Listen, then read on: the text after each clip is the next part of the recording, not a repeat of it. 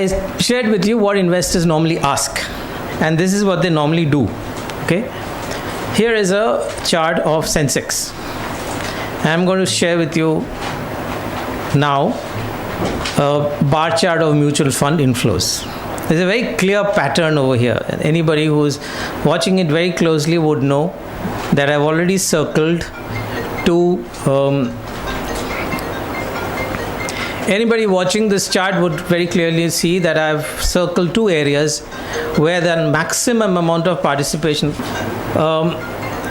Anybody looking at this chart would know that the investors have participated the most at a previous market peak, which is over there. And then when the market started moving sideways, they have sort of got out in a hurry, or they have sort of kept on selling.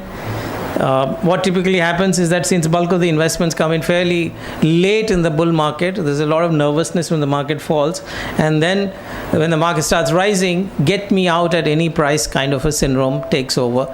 I've spent 4 years and I've got no return, so I want out right now. Once that happens and the market moves a little sideways, it's time for the cycle, the growth cycle to kick in, either investment cycle or a growth cycle or some good news. It's very simple, that you have a series of bad news and you're going to be followed with a series of good news. That's the way life is, and that's the way market is. So in this case, it was huge expectations. I'm not going into the details of whether those expectations are correct or incorrect, but huge expectations around the new government, and the market sort of shooting up.